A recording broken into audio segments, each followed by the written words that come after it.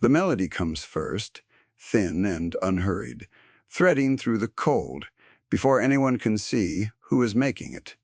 6:40 in the morning, the sky over Holloway still the color of wet slate, and a woman sits alone on the green metal bench at the corner of Fenn Street and Larksdale singing a song. Nobody around her knows. Her voice is small. It does not ask for attention. It rises anyway over the hiss of the first bus pulling away without her, over the rattle of a shop grate 2 doors down, over the wind that comes off the river and finds the gaps in every coat. She is not waiting for that bus. She has let 3 of them go. Caleb Mercer noticed her on a Tuesday, though he had walked past that same corner for 9 straight mornings without slowing down. He noticed her because the dog stopped. The German shepherd at his side was named Juno, 6 years old, 80 pounds of muscle and discipline under a tan and black saddle coat, ears that stood fully erect, and never seemed to rest. Juno did not pull at the lead. She rarely did anything without reason, and Caleb had learned over 4 years to trust that more than he trusted his own first read of a room. So when Juno planted her feet on the wet sidewalk and turned her head toward the bench, toward the singing, Caleb stopped too. If this story stays with you, take a moment to subscribe and stay until the end. Some mornings only matter, because someone finally slowed down. The woman was old. Caleb guessed.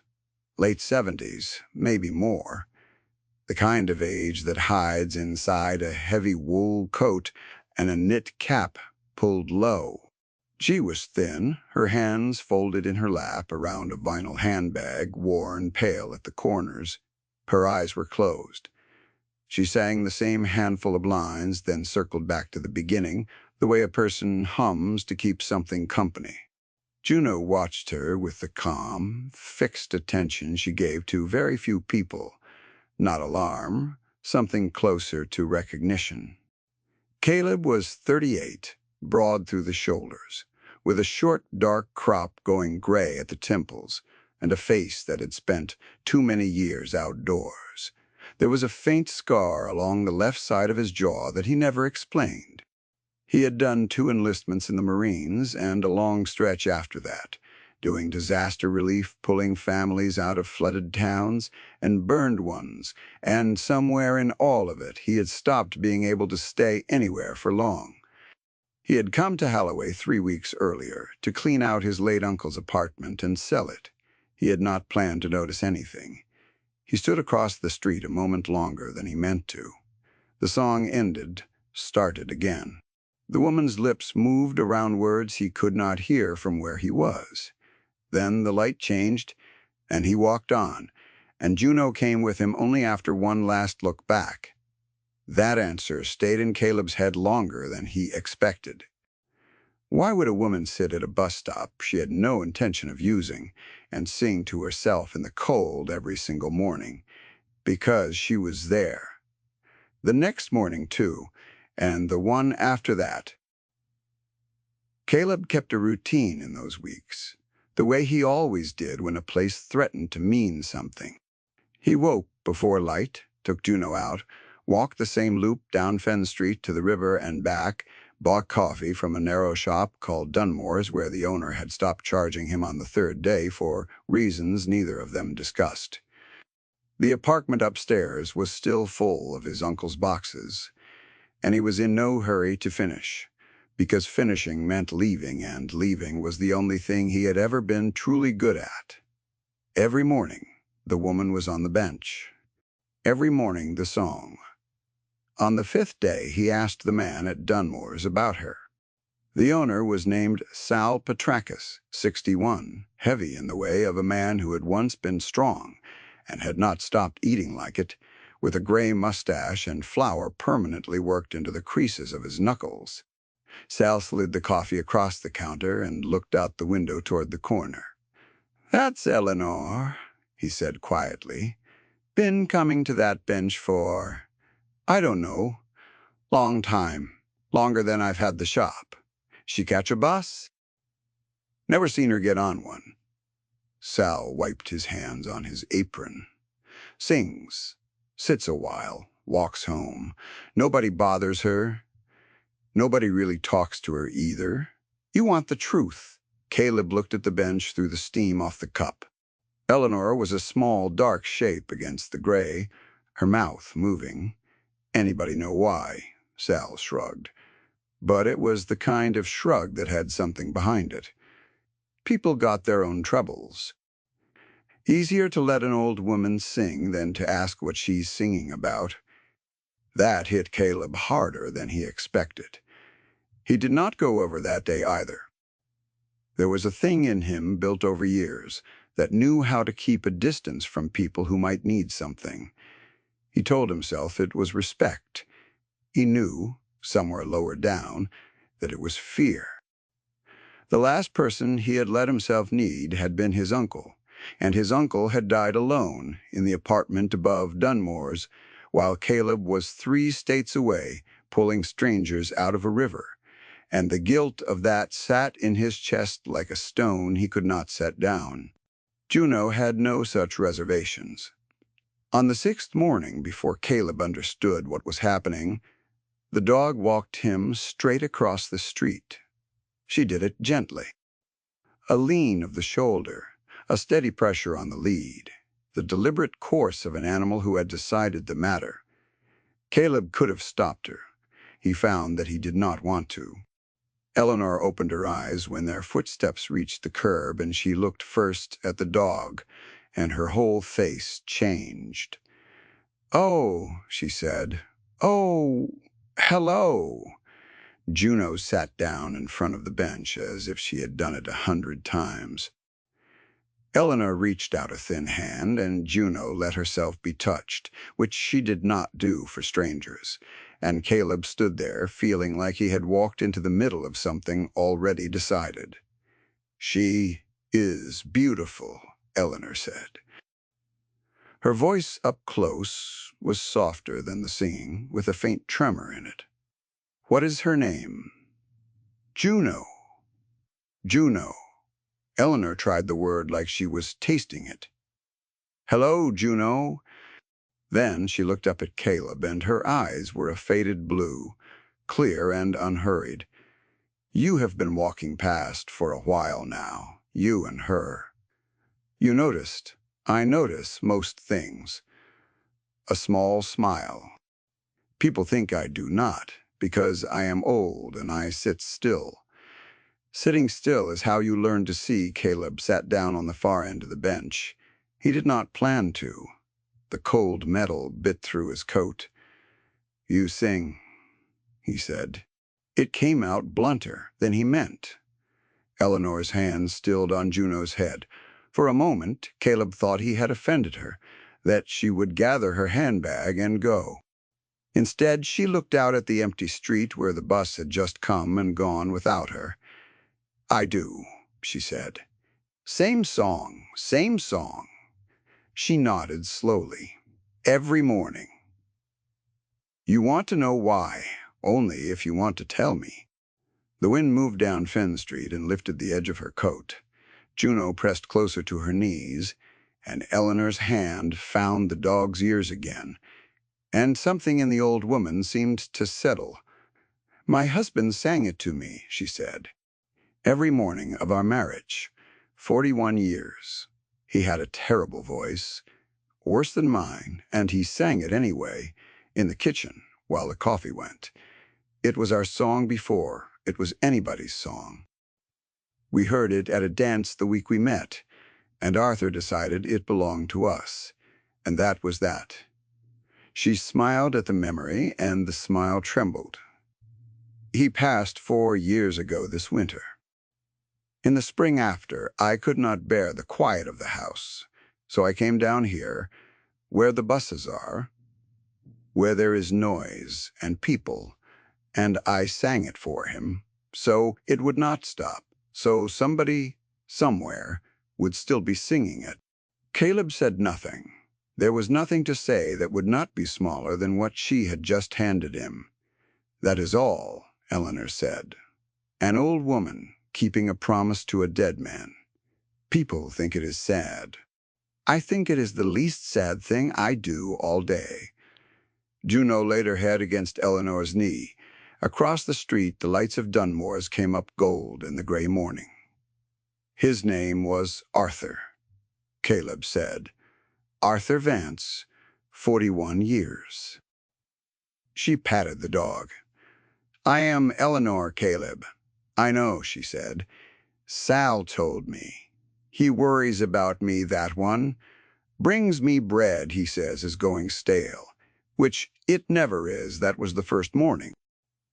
Caleb walked home, thinking he had simply been kind for 10 minutes to a lonely woman, and that would be the end of it. He was wrong about that, the way he was wrong about most things he tried to keep at arm's length. Over the following 2 weeks, the 10 minutes became a habit. Caleb began bringing 2 coffees from Dunmore's, one with too much sugar, because that was how Eleanor took it. He learned the shape of her days. She lived 4 blocks east in a narrow brick row house she and Arthur had bought in 1974 for a sum that now sounded like a joke. She had no children. Her sister had died years before. She kept the house the way Arthur had left it, his coat still on the hook by the door, his reading glasses on the table by the window where he used to do the crossword. She was sharper than her stillness suggested. She knew the names of every shopkeeper on Fenn Street and which of their kids had moved away. She had opinions about the city council and the new parking meters and the way the bus schedule had been cut twice in 3 years, so that now the early route barely ran. She read 2 newspapers, front to back, in a chair by the window every afternoon. It was the newspapers, in the end, that pulled the loose thread. One morning in the 3rd week, Eleanor was not singing when Caleb crossed the street. She was sitting very straight, the handbag clutched tight, and there was a folded letter in her gloved hand. Juno went to her at once, and this time the dog did not settle. She stood alert, her body angled toward the old woman, ears pitched forward. "Eleanor," Caleb said, "what is it?" She held up the letter. Her hand was not quite steady. "They want my house," she said. The letter was on heavy cream paper with a logo at the top, a clean, modern wordmark that read Brightwater Community Partners. The language inside was smooth and warm and said almost nothing while implying a great deal. Vance for being a valued member of the Fenn Street neighborhood. It explained that her property had been identified as part of a revitalization corridor. It offered, in a tone of great generosity, to purchase her home for a figure that Caleb, who had just spent 3 weeks pricing his uncle's apartment, knew was less than half what the place was worth. And it noted, almost in passing near the bottom, that the corridor had been designated for redevelopment by the city, and that property owners who did not participate voluntarily might find the process resolved through other means. "What other means?" Eleanor said. "What does that mean, Caleb?" "It means they want you scared." He read it again slower. "It means they are hoping you sign before you ask anybody." He had seen letters like this before, in different words in other towns.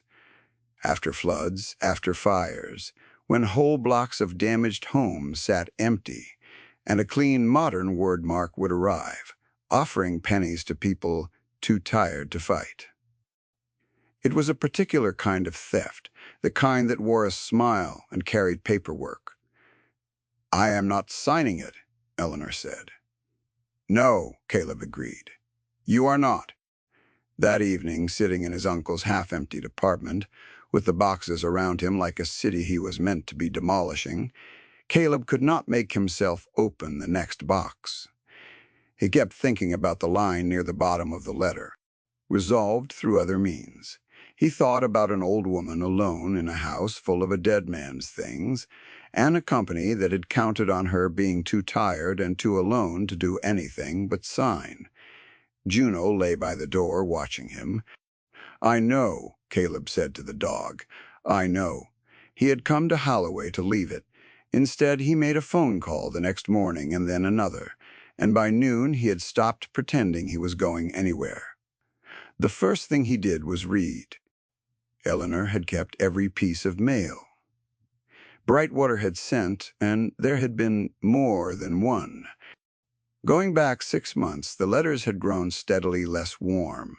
The figure offered dropping with each one rather than rising. A pressure technique meant to convince a frightened person that the door was closing. Caleb spread them across Eleanor's kitchen table while she made tea, and Juno lay across the threshold, and he built a timeline the way he had once built them for damage assessments, dates, and claims in a column, the gaps between them in another. They sent the first one in June, he said, right after the city published the corridor study, before that study was even finalized. Is that wrong? It is interesting. He tapped the earliest letter. It means somebody at Brightwater knew what the study was going to say before the public did. Eleanor set the tea down. Arthur always said this city ran on who you had breakfast with. That afternoon, Caleb walked to the county building, a square gray structure that smelled of floor wax and old paper, and he asked, politely and persistently, for public records. He was good at this in a way that surprised people. He did not raise his voice. He simply did not leave. He requested the corridor study, the meeting minutes of the Planning Commission, and the deed transfers along Fenn Street for the past 2 years. A clerk named Priya Anand, 34, with tired eyes and a careful manner, told him most of it would take a few days, and some of it he would have to pay to copy. He paid. He came back. He came back again. On the third visit, Priya stopped him as he was leaving, glancing once at the office door behind her. "You are the one asking about Brightwater," she said. "It was not quite a question, I am." She lowered her voice. "I am not supposed to say which records people pull. So I will only tell you that you are not the first to ask about that corridor, and that the last person who asked stopped coming in about the time he sold his house." She slid a thin folder across the counter. "This one does not need a request. It is already public. People just do not know to look." Caleb took the folder. Inside were the assessed values of the Fenn Street properties, real ones. The numbers Brightwater's offers had been carefully built to undercut. He looked up to thank her, and Priya had already turned back to her screen, her face composed, as if nothing had passed between them at all. He understood. There were ways of helping that had to stay invisible, and he had learned long ago not to thank people out loud for the kind of help that could cost them their job. What he found over the following week did not fit in a single clean accusation, which was exactly why it had worked. Brightwater Community Partners had bought 4 houses on the lower end of Fenn Street in the past 18 months, every one of them from an elderly owner, every one of them for roughly a third of assessed value. 2 of the sellers had since died. One had moved to a care facility 2 counties away.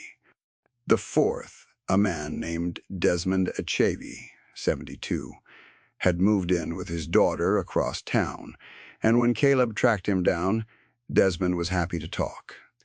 "They wore me down," Desmond said.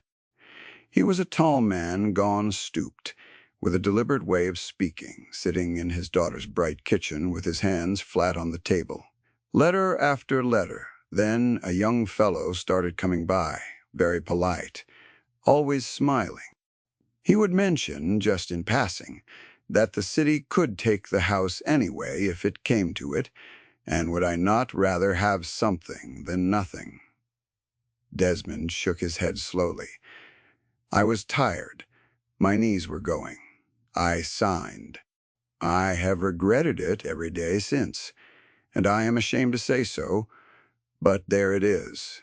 His daughter, a brisk woman named Adaize, who had been listening from the stove, set a plate of biscuits in front of Caleb without being asked, and stayed in the room. "Tell him about the appraisal," she said. Desmond sighed. "There was a man who came to look at the house. Said he was an independent appraiser. He spent 20 minutes inside and wrote down a number that was less than half what the place was worth, and that became the number on all the letters after. I did not know then that a man can be called independent and still drive away in a car that belongs to the people who hired him." He looked at his hands. "My father built porches in this town for 40 years. I grew up in that house, and I signed it away to a smiling boy with a clipboard because I was too tired to read everything twice." "You were not too tired," Adaiz said gently. "You were alone. There is a difference, and it was not your fault." Caleb wrote it down, the appraiser, the 20 minutes, the number. Another thread. He had learned that the men who ran these schemes left fingerprints everywhere because they had stopped believing anyone would ever come looking. "Do you remember the young man's name?" he asked. "Renner. Tate Renner. He gave me a card. I kept it. God knows why." Desmond rose, went to a drawer, and came back with a business card, creased and soft from handling. "Brightwater Community Partners, Tate Renner, Acquisitions Coordinator." Caleb held the card a long moment. A name was a thread, and threads could be followed. He learned, over the next days, how to follow it. Sal at Dunmore's knew everyone, and Sal made calls. Priya at the county pulled more records than she strictly had to because, she admitted quietly, her own grandmother had sold a house under pressure years before and never forgiven herself. A retired surveyor named Hollis Breck, 68, who drank his coffee at Dunmore's every morning and had spent 40 years walking property lines in 3 counties, looked at the corridor study Caleb laid in front of him and frowned for a long time. "This boundary," Hollis said finally, tracing a line on the map with a thick finger, "this corridor they drew. You see how it bends here, around the Hendry lot, and here, around the Castellano place. Those 2 are the only houses on this stretch that already sold to Brightwater. The corridor goes around them, includes everybody who has not sold, excludes everybody who has."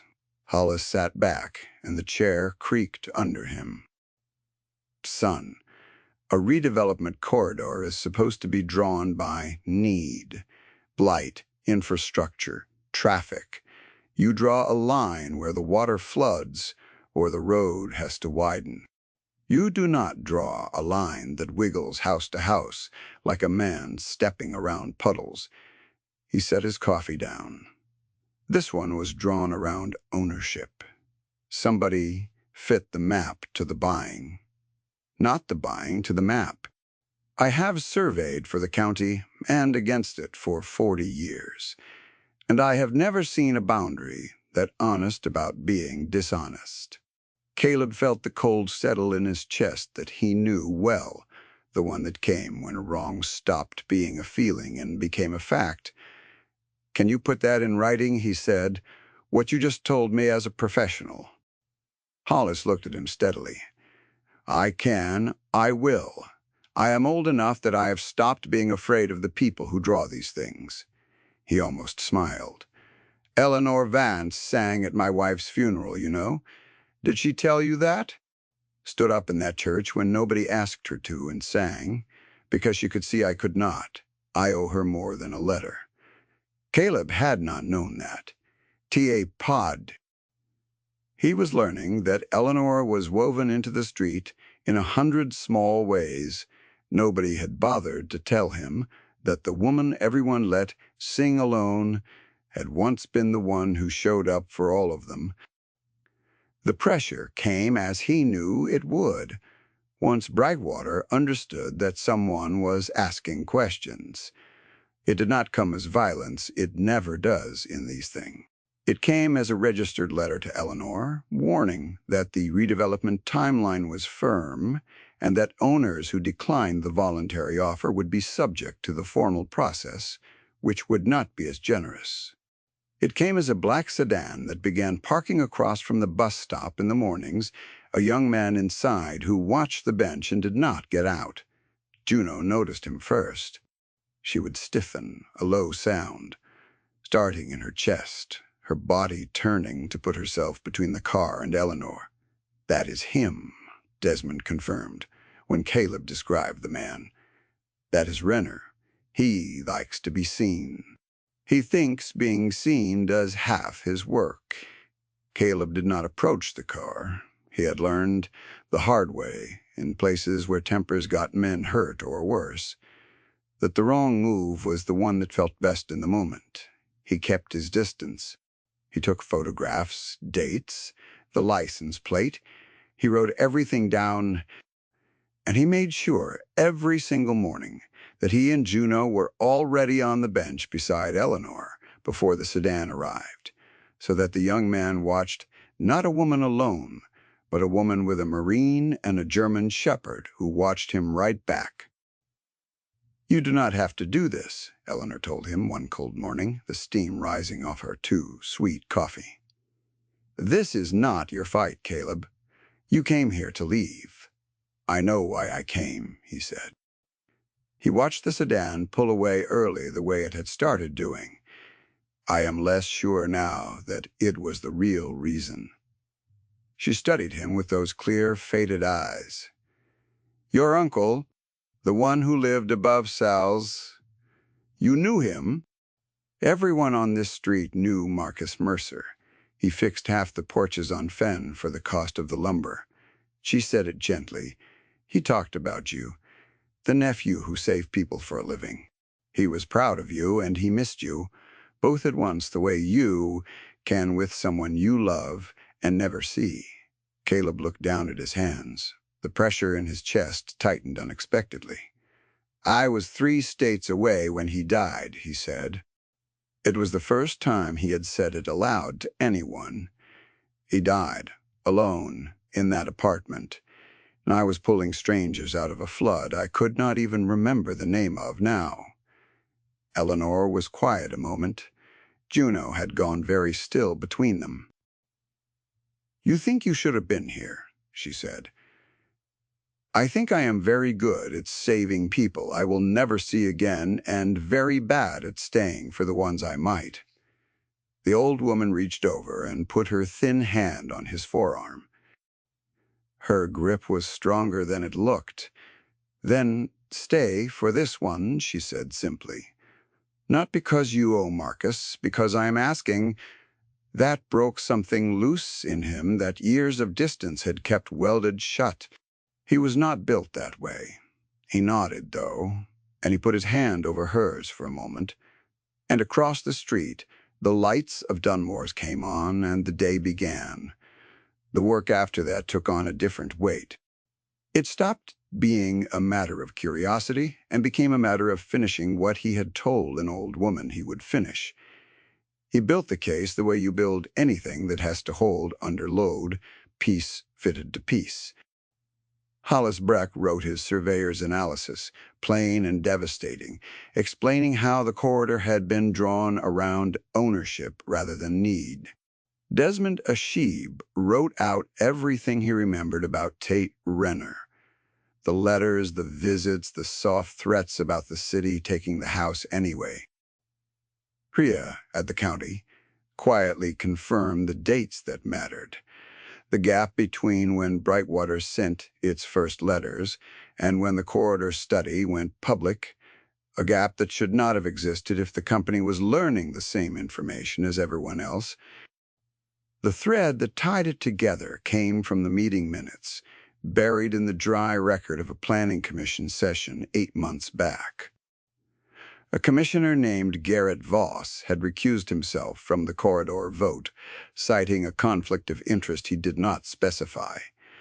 Caleb pulled Voss's public filings. Garrett Voss's brother-in-law was a principal at Brightwater Community Partners. The recusal looked on paper, like integrity. In context, it looked like a man stepping carefully back from a fire he had helped set so his hands would be clean when it caught. None of it, Caleb knew, was the kind of thing you settled with a confrontation. There was no villain to corner, no moment where the truth shouted loud enough would make the bad men confess. That was not how this worked.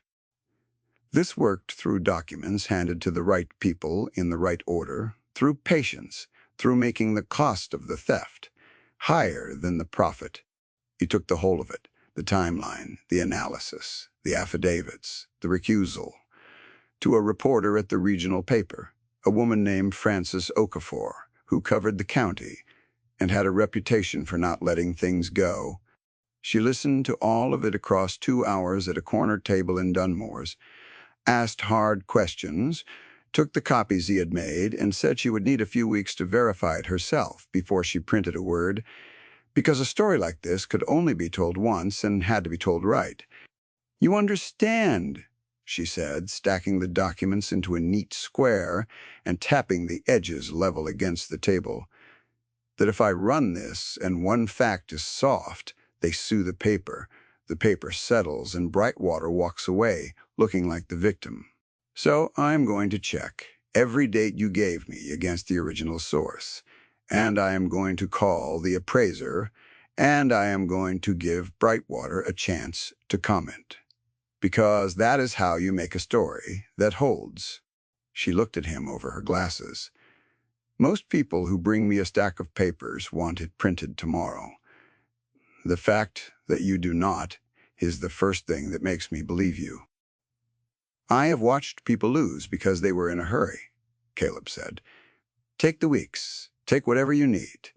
The old woman has been keeping a promise for 4 years. She can wait a few more weeks for it to be kept right." Frances almost smiled the appraiser. "The one Desmond Achebe mentioned.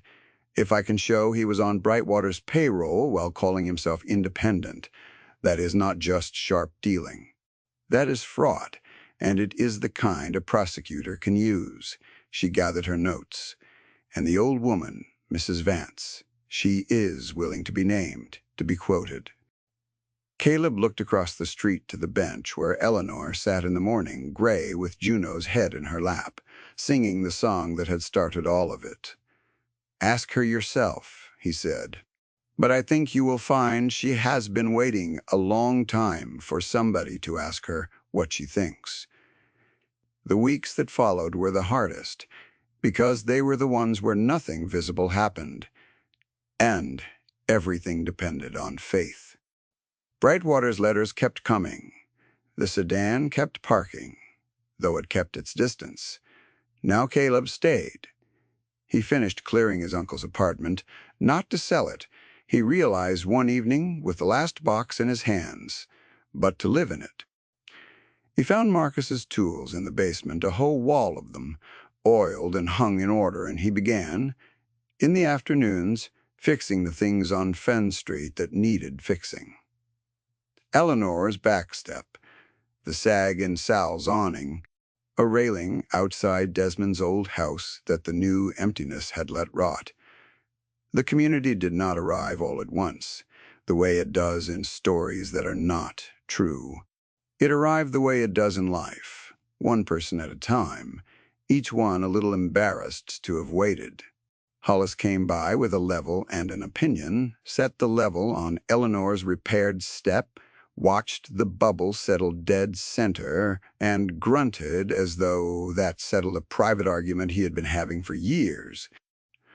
Sal sent down bread that was, as always, not stale, and stood in the doorway of Dunmore's longer each morning, watching the bench fill up.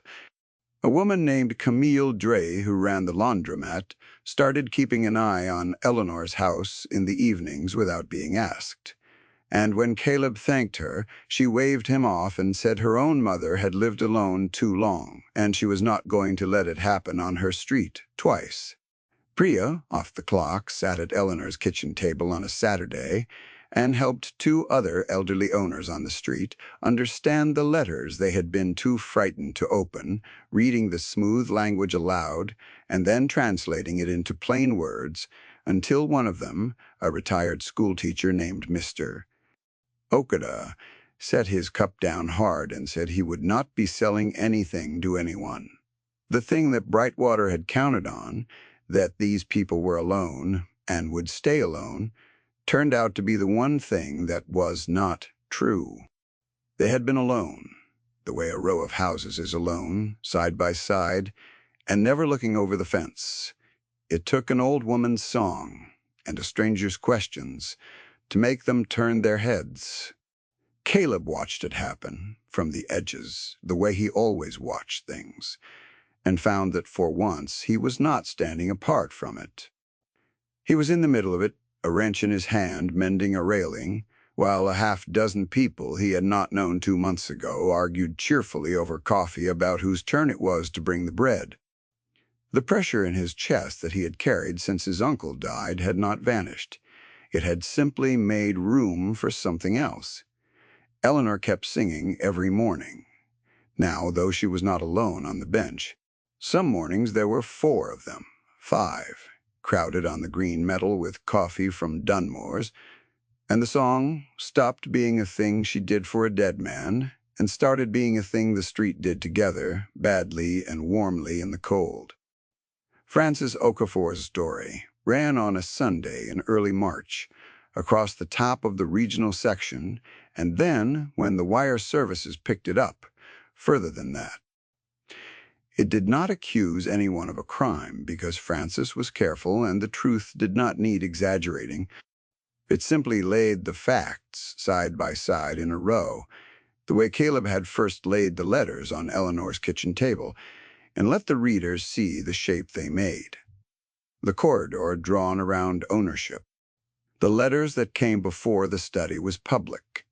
The commissioner, who recused himself from a vote that would enrich his wife's family, the elderly sellers, the dead and the displaced, named and quoted, given back the dignity of being people instead of line items. The response was not dramatic. It was something better. It was bureaucratic and slow, and absolutely fatal to a scheme that had only ever worked in the dark.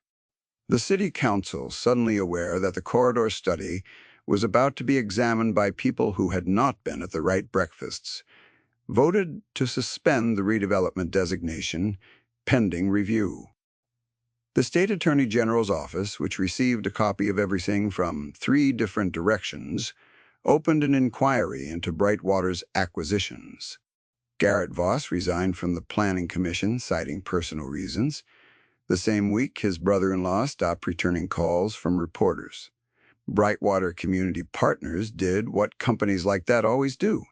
It did not stand and fight. It dissolved one shell and surfaced under a new name in a different county, and Tate Renner's business card became a relic of a coordinator who had moved on to coordinate somewhere else. There was no satisfying final scene, no villain in handcuffs, no public confession. The men who had drawn the map and sent the letters mostly walked away to draw other maps. Caleb had known they would. That was not the victory. The victory was that Eleanor Vance kept her house.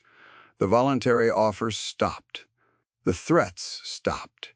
The black sedan never came back to the corner of Fenn and Larksdale. The state's review eventually unwound 2 of the coerced sales, and Desmond Ashibi, against all his expectations, was offered the chance to buy back the house he had signed away at the price he had been paid for it, which his daughter helped him do that summer. The street that Brightwater had tried to take apart one frightened owner at a time was, when the dust settled, more itself than it had been in years. Caleb stayed. He had not decided it in a single moment. It had happened the way the most important things happen, in pieces. While he was looking at something else, the last box from his uncle's apartment went up into the attic, instead of out to the curb. He hung Marcus's tools back where Marcus had kept them, and added a few of his own. Juno claimed the patch of sun by the front window as her own, and on cold mornings she and Caleb still walked the loop, down to the river and back, and they still stopped at the bench. Eleanor was there one morning in late April, the first truly warm one, the slate sky finally gone, a thin and hopeful blue. She was not singing when they came up. She was sitting with her face turned to the new sun, her handbag in her lap, and when Juno laid her head on the old woman's knee, Eleanor opened her eyes and smiled at the both of them. "You stopped singing," Caleb said, sitting down beside her. "I was listening," she said. "There is a difference, you know. For 4 years I sang so the quiet would not have the last word. I thought that was the only way to keep him."